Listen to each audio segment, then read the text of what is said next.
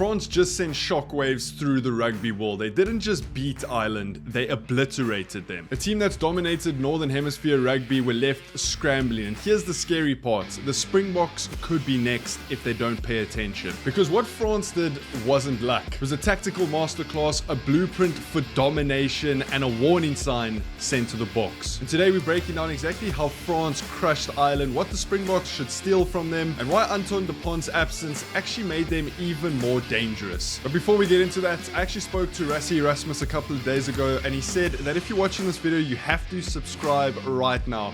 I don't make the rules, Rassie does. So hit that subscribe button and let's get into it. So how did France smash Ireland? Well, I'm going to give you a little bit of an overview of the game, and then we're going to dive deep into the details, and I'm going to tell you exactly what the Springboks should be stealing from France. The game started off with an absolutely rapid pace, as it always does in Dublin. Ireland come out hot for sort of the first 15-20 minutes. They normally score 2 tries or so, and they're sort of in the lead for the rest of the game. But that wasn't the case on Saturday against France, because France just soaked up all of that pressure in the first 15 minutes. Their line speed was absolutely relentless. Their tackling was phenomenal. They didn't just tackle, they won the collisions, driving Ireland back. They're really dominant in the tackle in sort of the first 15 minutes. Here's actually a stat for you. France made 81 tackles in just 17 minutes, which stopped Ireland's attack in its tracks. And while Ireland were trying all of their fancy moves, France just stood on that line and defended like absolute madmen. And you kind of wondered how that was going to affect them for the rest of the game, but they had that all figured out on their bench. Before I dive into that, there was a key moment when Ireland's fly-off, Sam Prendergast, struggled under pressure. His loose pass led to a critical try from France. And what France did with that try is that they exposed one of Ireland's vulnerabilities. And that vulnerability is fast, aggressive defenses, a quick line speed, dominating the tackle and then dominating the breakdown and really trying to get into their faces. And we saw that with that French try where nothing was on. I mean, they had made 81 tackles in 17 minutes, and then all of a sudden they were 5-0 up, and Ireland were kind of looking around wondering how on earth did that just happen to them. And then around the 20-minute mark, something vital happened that we thought was going to change the game when he went off. Antoine Dupont got injured after a bit of a controversial clear out, and you can either be for or against it. But at the end of the day, Antoine Dupont, their best player on the pitch, got injured and left the field. And you thought that here might be a little bit of trouble for France. On comes Maximum Luku. He stepped in, and instead of trying to replace Antoine Dupont's brilliance and replicate that, France sort of took a step back and they fell back into their structure and their system. What had been working for them was their forward dominance. So Luku didn't come on and try and be Antoine Dupont. He came on and he stuck to France's game plan, which at the end of the day worked absolutely perfectly. I mean, he's never going to be able to replace Antoine Dupont, but he did a phenomenal job of sticking to the game plan, structured, territory-based approach that really kept France in the game. And then we saw sort of in the last 20 minutes where France kind of just ran away from it. I think that's a massive lesson in squad depth and tactical flexibility, right?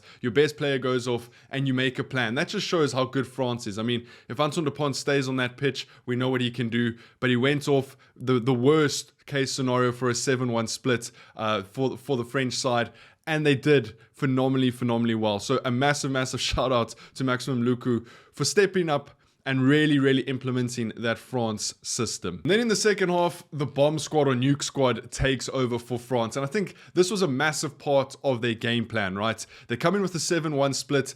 They dominate the tackle and collision in the first 15 to 20 minutes. Yes, Ireland were all over them, but France did a very good job of keeping them out, knowing that they have 7 forwards on the bench that can come on. It's the Springbok model, right? You go absolutely ham in the first 40-50 minutes. You know you're only going to play 40 or 50 minutes, and then your replacements come. And we see that with the 83 tackles in the first 17 minutes. They weren't scared to have a quick line speed to dominate the collision, because they knew that that bomb squad or nuke squad was coming on in the second half. Ireland ended up getting 2 yellow cards in the last sort of 20 minutes or so, and that was kind of tickets for Ireland. A very good dominant performance from France, showing 80 minutes of dominance.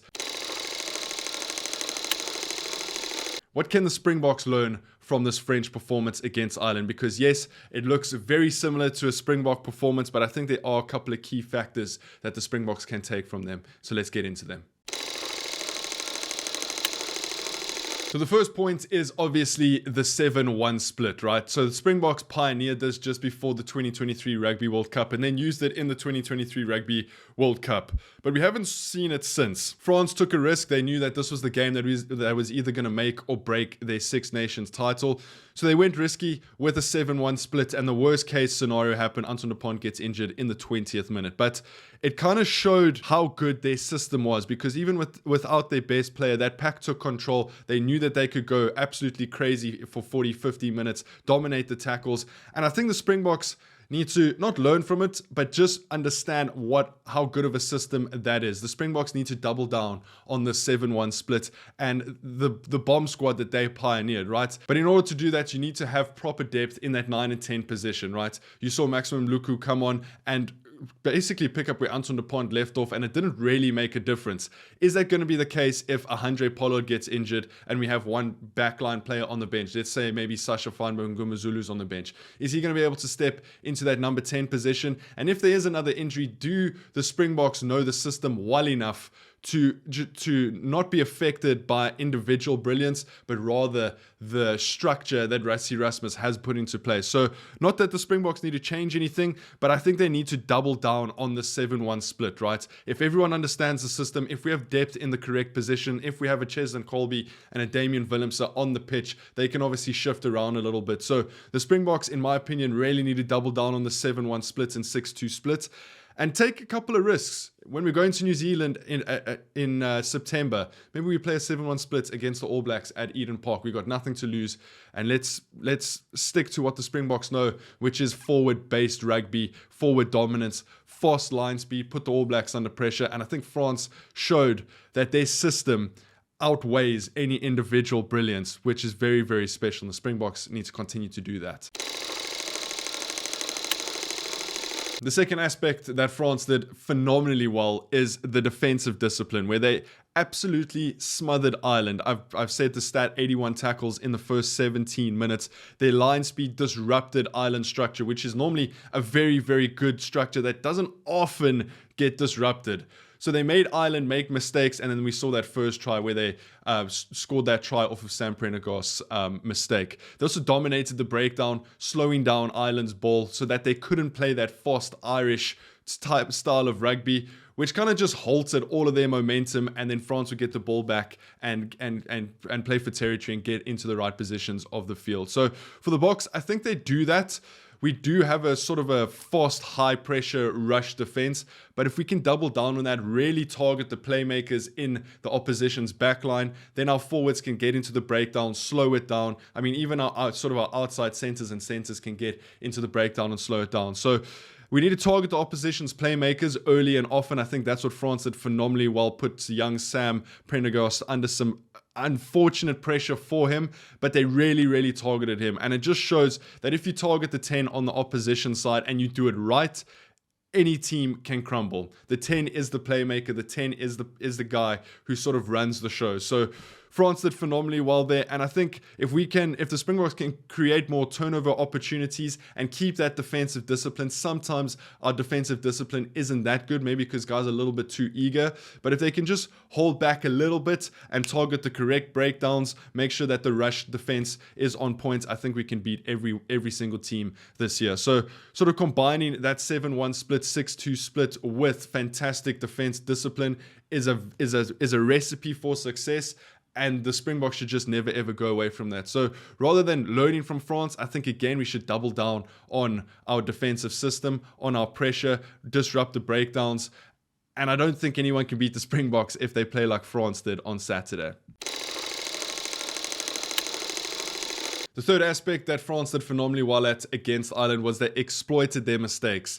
Turnovers into tries. And I think while the Springboks do an okay job at this, there is opportunity to grow into the space a little bit more. You think about guys like Cheslin Colby, Kurtley Arendse, who, yes, are very, very good on attack, but can we get a little bit better at exploiting mistakes and doubling down and making teams pay for those mistakes. I mean, you saw Thomas Ramos's intercept try that he then passed off to Pinot. They were mentally sharp, tactically disciplined, and they knew that with that quick rush defense, knowing that they've got the 7-1 split, that Ireland were going to make mistakes, and it was just a matter of them pouncing on it. And I think while the Springboks do an okay job at this, we need to capitalize on our very quick line speed, our domination at the breakdown, and as soon as that team makes a mistake, you capitalize on it. So you need to be mentally switched on the entire time. It goes back to putting pressure on the fly off. They are eventually going to make a mistake, and improving that attacking efficiency that Ches and Colby and Curtly Aronson are so good at. But even outside backs like Damien Delende or whoever's playing 13, Jesse Creel, defense needs to turn into attack like this. It's what the All Blacks do so well. You'll attack against the All Blacks for 40 minutes, come away with maybe one try, and the one opportunity they get, they go and score, and that's what makes great teams. So I think the Springboks need to put the first 2 points together and then exploit every single mistake that a team makes. Fourth aspect that France did very, very well was their mental resilience. I mean, we spoke about the 81 tackles in the first 17 minutes. Losing Dupont also could have been an absolute disaster for France, but it just shows how well coached they are, because that system held together. It doesn't matter who's playing in that system. They made it work and they beat Ireland by 20 points. So their system really shone there, and I think the Boks must avoid sort of reliance on key players like Siya Kolisi, Eben Etzebeth, Handré Pollard, and really throw some of these youngsters into the deep end. We're going to figure out this year if they're going to float or sink, and I think that's important for our system, especially going into the 2027 Rugby World Cup. 50 players played for the Springboks last year, which means that we were building our depth phenomenally well, but I think we could see up to 60 players potentially play for the Springboks this year, and I think executing the system regardless of who's on the field is a key aspect to winning teams. We cannot just rely on Handré Pollard to kick points. We cannot just rely on Handré Pollard to be the playmaker and run the show. Sasha needs to step up. Marnie needs to step up. Damian Willemsen needs to step up potentially. Jordan Hendrickson needs to step up. So adapting in real time to those key injuries. I mean, imagine if a Handré Pollard and a Peter Steph du Toit gets injured in the same game. Are the Springboks going to be okay? Is the system that well tuned that even with the brilliance of a Handré Pollard and a Peter Steph du Toit off the pitch, we can still fall back onto our system and we can still beat these bigger teams in the world, the France, Irelands, New Zealands of the world. So that mental resilience for when even things aren't going your way, when you're getting peppered for 15, 20 minutes, can we defend that line? And I think the Springboks have shown that we can defend our line, especially against the All Blacks in those couple of test matches. But again, relying on that system, building out that system even more is going to be a vital part of the Springboks' success in 2025 and moving to that 2027 Rugby World Cup. The fifth aspect that France just dominated Ireland at was their ruthless conditioning, winning the last 20 minutes. And we know a rugby game is 80 minutes. It kind of only starts in that 60th minute, and France had planned for that with that 7-1 split. The All Blacks were very good at this between sort of 2015 and 2019. They always won the last 20 minutes. They could have been 10 points behind, but in that last 20 minutes, their conditioning, mental resilience was so good that they would come back. And the Springboks won the 2023 Cup by dominating the last 20 minutes of games, and that's down to the bomb squad, to the nuke squad. But it's to maintain that elite conditioning, keep high impact substitutes ready, and it kind of just plays into the Springboks' hands. We have so many talented forwards, so again, doubling down on that 6-2-7-1 split is where the Springboks are going to succeed this year. Is following that game plan, make sure that our condition is far better than our oppositions, which is what France showed in that last 20 minutes. And the Springboks, again, just need to double down on that. Make sure that the bench are super subs like a Kwagga Smith, and no one can beat us this year. So there are the 5 points that France did phenomenally well. And rather than the Springboks learning from it, I think they need to double down on exactly what they've been doing over the last couple of years. They're obviously world champions for a reason.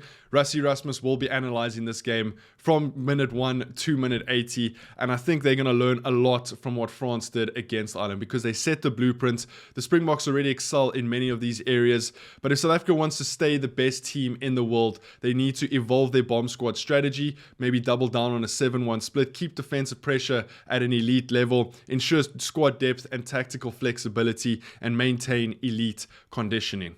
The Six Nations just showed us what's coming. We play France, we play Ireland at the end of the year, and the Springboks need to be ready for that, which I'm sure they will be. Make sure to let me know what you guys think down in the comments. Leave this video a like, and as always, hit that subscribe button. I'll see you guys in the next one. Take it easy. Peace.